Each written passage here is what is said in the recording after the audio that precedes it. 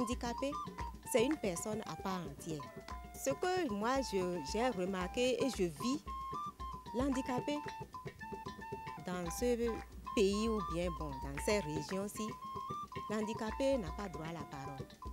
Parce qu'on considère que celui-là, une fois qu'un membre, le bras ou bien le pied, il ne marche pas normalement, il se déplace difficilement. Pour la société, son entourage, déjà sa tête ne travaille pas. Alors que parmi les handicapés, si on veut chercher, même s'il y a des machines à contrôler les cerveaux, c'est des super intelligents. Malgré que nous soyons méprisés par la société, parce que d'abord, si tu es un non-voyant, l'opinion publique pense que tu es voué à la mendicité et autres. Là, nous pouvons toutefois aller contre le déterminisme de la nature. Donc nous pouvons travailler, c'est ça, c'est le seul gage pour promouvoir notre avenir. Le handicap, c'est l'élan que Dieu vous a donné pour faire plus que les autres. C'est ce que Dieu a donné pour faire mieux que les autres. Si tu te dis que je suis inutile, les autres vont te considérer comme inutile. C'est à toi de te valoriser, de savoir que ton handicap ne peut pas t'empêcher d'évoluer dans la vie.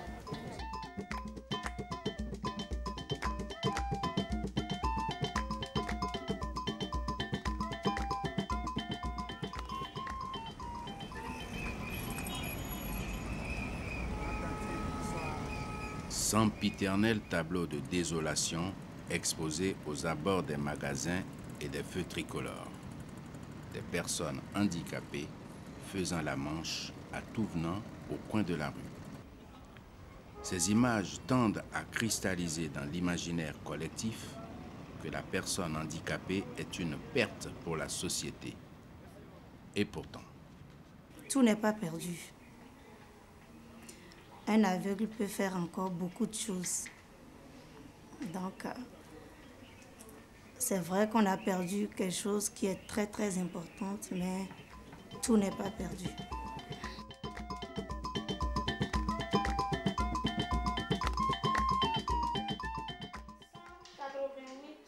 Multiplié par 2. 2 fois 8, 16. J'écris 6 et je retiens 2. Et je retiens 1. 2 fois 8, 16. Plus 1, je retiens 17.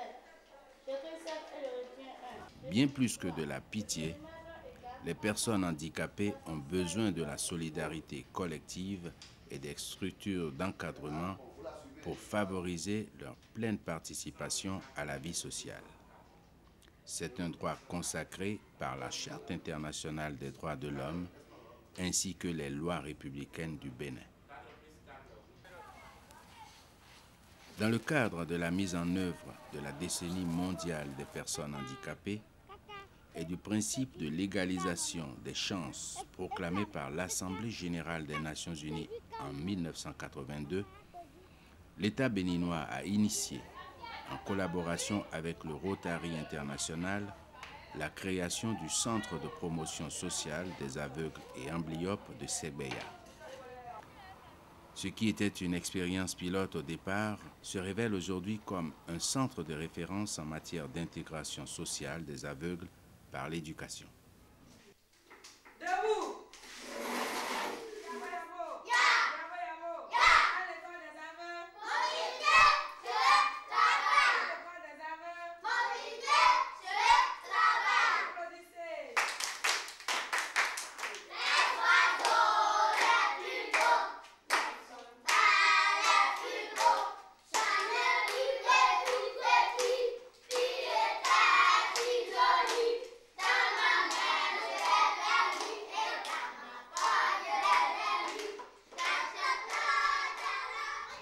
Ici, c'est le nouveau programme de l'enseignement primaire ordinaire, mais on essaie d'adapter. Présentement, nous sommes en période de rampe. La rampe, c'est la réponse active non verbale. Les enfants réagissent aux ordres reçus sans parler. Donc, nous sommes présentement en cette période. En dehors de ça, nous enseignons tout ce qui s'enseigne dans les écoles ordinaires aux élèves. Ici, les enfants sont des non-voyants et ceux qui ont perdu la vue dès le bas âge. Au plus 6 ans, déjà, ils sont ici au CEI. Nous utilisons l'écriture braille. Nous essayons d'adapter le nouveau programme puisque c'est axé sur la vision. Mais nos enfants ne voyant pas, on essaie de beaucoup parler pour faire passer le message qu'ils devraient voir.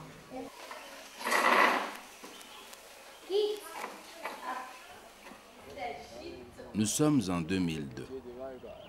Parmi les candidats admissibles à l'examen du baccalauréat série A de cette année, il y avait un candidat d'un genre pas tout à fait ordinaire. Boniface Nyonofon, handicapé visuel. Son handicap lui donnera seulement droit à quelques attentions, pas à l'exception.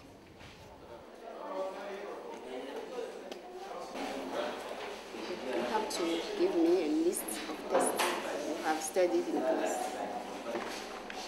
Test. The rise of English is remarkable success story.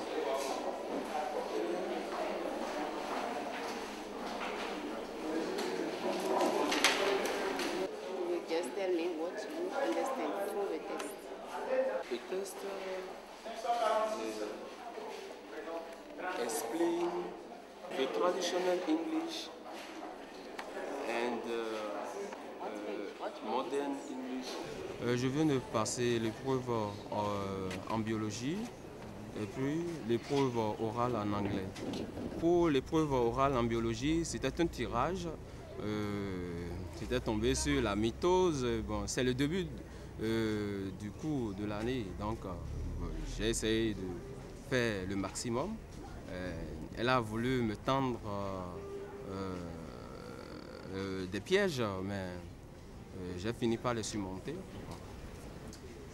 Peut-être que la vie elle-même est une série de pièges qu'il faut apprendre à surmonter. Cette fois-ci, Boniface a su franchir le cap. Avec brio, son bac série A est en poche, mention bien.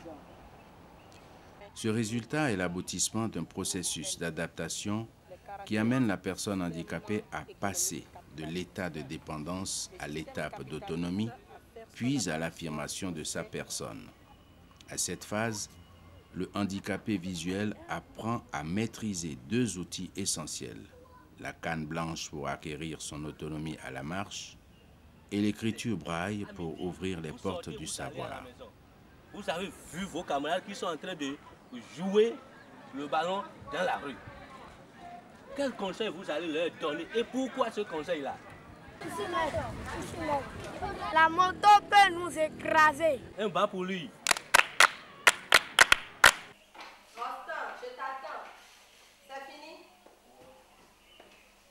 Quand ils viennent, il faut d'abord leur donner une confiance en soi. Il faut d'abord qu'ils acceptent leur handicap, leur situation actuelle. Et après ça, on commence par apprendre l'écriture, en commençant d'abord par le développement du toucher, la prélecture, la préécriture. Après leur réadaptation, ils sont insérés dans des classes, peut-être au cours primaire, au collège, dans la vie active ou bien pour l'apprentissage. Marcel Josiane est devenue aveugle accidentellement alors qu'elle était sage-femme. La petite Pauline a perdu la vue après avoir obtenu son CEP. Pour ces deux-là, la vue s'arrête, mais la vie continue.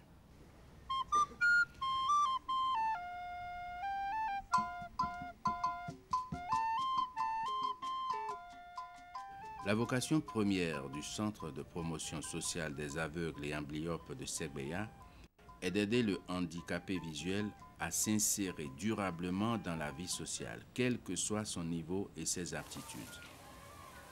Après l'étape de la réadaptation, les adolescents et les adultes sont orientés dans des ateliers d'apprentissage. Les enfants en âge scolarisable, quant à eux, poursuivent leur scolarité jusqu'à l'obtention du certificat d'études primaires. Nous avons un effectif de 5 élèves. 3 viennent du CM1, 2 redoublaient déjà le CM2. Bon, dans cet effectif-là, il faut noter que la plupart a commencé quand même depuis le CI ici. Ce qui veut que le braille l'ont vraiment maîtrisé. La première condition, c'est qu'il faut avoir une bonne maîtrise du braille. Sans cette tablette, la personne handicapée de la vue ne peut pas écrire. Il y a différentes sortes de tablettes. Il y a la tablette en plastique, la tablette en métal.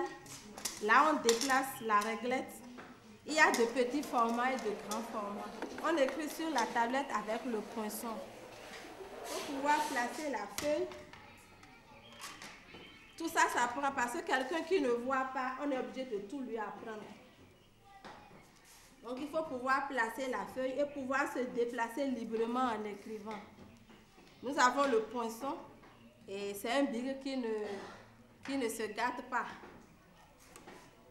Après ça, nous avons la grille. C'est sous forme d'ardoise. Et nous avons là-dessus les 6 points. On sait que pour écrire le braille, on se base sur 6 points. Là-dessus, nous avons les 6 points. Et la différence entre la grille et la tablette, c'est que là, nous écrivons directement. Tandis que sur la tablette, on écrit à l'envers et c'est après qu'on retourne. Donc, quelqu'un qui ne voit pas, quand on lui montre la grille, il a déjà devant lui l'image de ce qu'il veut apprendre et de ce qu'il écrit sur la tablette. Il peut toucher. Donc, nous avons, pour écrire sur la grille, nous avons les chevilles. C'est sous forme de clous que nous plaçons ainsi. Là, maintenant, j'ai déjà écrit une lettre. Bon, après la grille et les chevilles, nous avons le cubarisme. C'est pour faire le calcul. Sans ça, l'aveugle ne peut pas faire son calcul. Le cubarisme, et là-dessus, nous avons les cubes. Sur les cubes, il est inscrit les chiffres de 1 à 0. À part ça, il y a les machines, mais pour les débutants, nous n'utilisons pas la machine.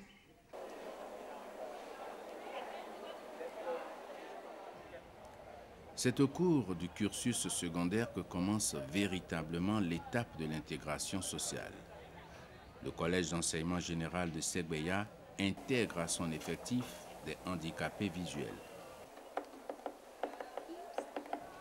Ici, ils apprennent à relever les mêmes défis qu'impose la recherche de l'excellence.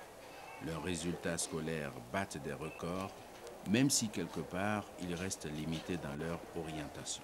Les malvoyants continuent en série A parce qu'ils ont beaucoup de difficultés pour les matières nécessitant beaucoup de travaux pratiques comme les mathématiques, les sciences physiques, la biologie.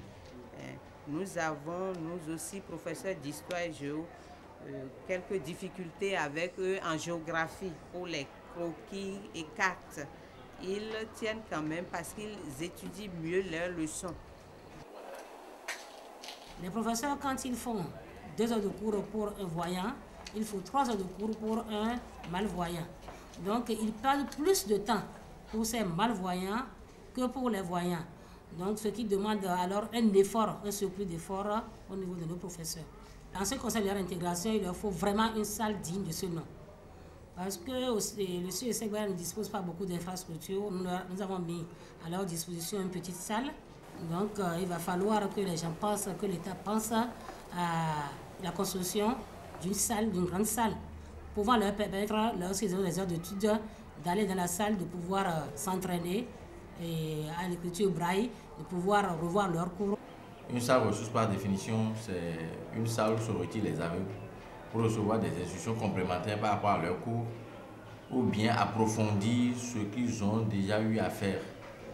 Parce qu'au-delà, n'est-ce pas, des matières ordinaires, ils ont d'autres matières qui leur sont particulières. Je vais nommer par exemple le braille. Donc, comme vous le voyez, la salle dont nous disposons ici n'est pas vraiment adéquate pour la salle ressource parce que cette salle doit disposer d'une salle de classe ordinaire et des bureaux pour les maîtres de suivi. Notre rôle ici, pour le moment, nous ne pouvons pas loger même une promotion. Donc ils viennent de manière dispersée là. Peut-être d'aucuns pour demander peut-être tel signe en mathématiques, d'autres peut-être pour dire de leur transcrire telle photocopie. Donc notre rôle se résume à ça pour le moment. L'intégration, c'est permettre aux aveugles quand même de se sentir dans un monde qui n'est pas seulement celui des aveugles. Donc les mettre ensemble avec les voyants pour leur permettre, n'est-ce pas, d'évoluer dans la compétition globalement. Au lieu de les mettre à part pour qu'ils puissent se retrouver entre eux, donc on leur permet, n'est-ce pas, d'évoluer avec les voyants. Donc ils peuvent mesurer leurs forces, leurs capacités, n'est-ce pas, à vouloir s'engager dans cette compétition-là. Boniface, Julien, Fernande ou Célia, bien des personnes handicapées ont assez démontré qu'ils méritent mieux que de la commisération ou d'une générosité au gré des humeurs. Ils ont plutôt besoin d'un véritable encadrement familial et social, à commencer par la mise en place de dispositions particulières facilitant une meilleure intégration au système d'éducation. Depuis sa création en octobre 1983, c'est la fondation allemande Christopher Blinden Mission qui appuie le CPSA en matériel et équipement didactique pour permettre la transcription en braille des ouvrages scolaires et des matériels didactiques. Mais les performances de cette imprimerie braille naissante sont restées embryonnaires. Grâce à la fondation Force du Royaume des Pays-Bas, le projet d'installation d'une bibliothèque et d'une imprimerie braille est en train de voir le jour. Et la personne malvoyante qui arrive chez nous a besoin tout d'abord d'être sécurisée et d'être sensibilisée aussi. Parce que le problème souvent à la maison, c'est que ces hommes-là, ces malvoyants-là, on les cache. On ne veut pas qu'ils soient vus par les étrangers qui arrivent. Donc quand ils arrivent chez nous, on les sécurise, on les sensibilise. C'est à partir de là que commence la vraie éducation, qui consiste d'abord par l'orientation et la mobilité pour le rendre autonome et capable de se déplacer, maîtriser l'espace pour ne pas être une charge à la maison. Le principe d'égalisation des chances signifie aussi égalité de traitement dans l'application des textes réglementaires, ce qui n'est pas toujours à l'avantage des personnes handicapées. Je ne suis pas venue à l'ENA sur concours. Quand j'ai eu le bac, je l'ai eu avec mention bien. Donc normalement, on devait me prendre à l'ENA comme boursier d'office. Mais il y a une loi ou bien un texte qui dit que après, c'est au plus ceux qui ont 20 ans, c'est à ceux-là qu'on accorde la bourse. C'est ça qui a fait que je suis à l'ENA sans bourse. Après avoir obtenu le bac, j'ai dû négocier. En tout cas, je ne peux pas faire la faculté compte tenu du nombre de l'effectif. Donc je me suis dit qu'il faut normalement venir dans une école. C'est comme ça, comme j'entendais parler de l'ENA depuis, et j'ai pris contact avec mes amis qui en ont déjà fait, qui ont déjà fait cette école. Ils m'en ont parlé de comment ça se passe. Et comme ça, j'ai adressé ma demande d'abord à la présidence, dont le président a donné son accord. Et j'ai adressé également une demande à l'ENA et l'accord a été donné. Comme ça, je suis venu, mais je paie comme les autres. Je ne suis pas secouru et je ne suis pas boursier non plus.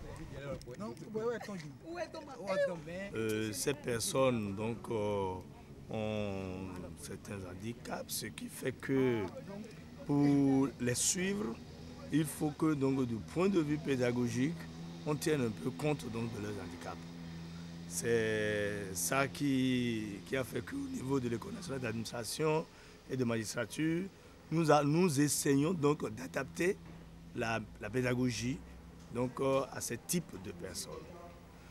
Bon, sur le plan pédagogique, vous savez que c'est des gens qui utilisent du matériel qui sont adaptés à leur handicap, mais qui ne fonctionnent pas de la même façon que les autres matériels donc, de pédagogie que nous utilisons.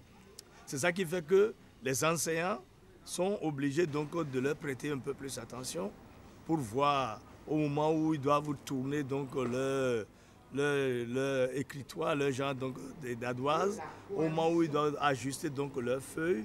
Donc les enseignants donc, prêtent un peu attention pour qu'ils ne soient pas déconnectés complètement donc, du cours. Mais il faut aussi donc dire que c'est des gens qui suivent très bien les cours. Ils suivent très bien et puis ils réagissent assez positivement donc, aux questions. Maintenant, du point de vue donc, de l'évaluation, c'est là où la grande question se pose. Du point de vue de l'évaluation, il faut qu'ils puissent être en contact avec l'épreuve de façon correcte pour pouvoir donc les traiter.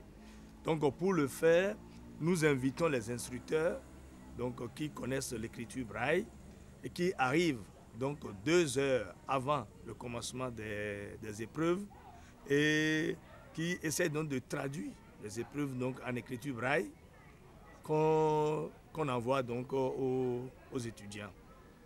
Fonton Julien et Célia sont de très bons étudiants. Je le dis, je le confirme, pour les avoir tenus en première année dans une matière du droit, plus précisément le droit pénal et procédure pénale. C'est des élèves, des étudiants qui réagissent à temps. Ils sont handicapés visuels, mais cela ne se ressent pas sur leur façon de réagir quant à donner, n'est-ce pas, une réponse à une question qui est posée par le professeur. Ils ne sont pas différents des autres. Face à l'emploi, les lois républicaines ne semblent pas non plus réserver les mêmes droits à la personne handicapée. Julien Fonton, le premier aveugle, inspecteur du travail formé à l'École nationale d'administration et de magistrature, l'a relevé dans son mémoire de fin de formation. Il en a plutôt fait un plaidoyer national pour l'accès équitable à l'emploi des personnes handicapées. Le souci majeur qui a incité ces travaux de recherche est de contribuer au respect du droit au travail de la personne handicapée et à l'élaboration d'une bonne politique pour l'épanouissement et le développement harmonieux de celle-ci. À ce stade, une série d'interrogations s'impose. La personne handicapée ne peut-elle pas travailler en vue de la construction de la société? Dans quelle mesure et jusqu'à quel point ce droit reconnu aux personnes handicapées est-il respecté? Mieux, le droit à l'emploi a-t-il une existence effective dans la conscience collective et commune? Le jury a décidé de vous décerner ou de décerner à votre travail, après l'avoir reçu, la note de 17 sur 20.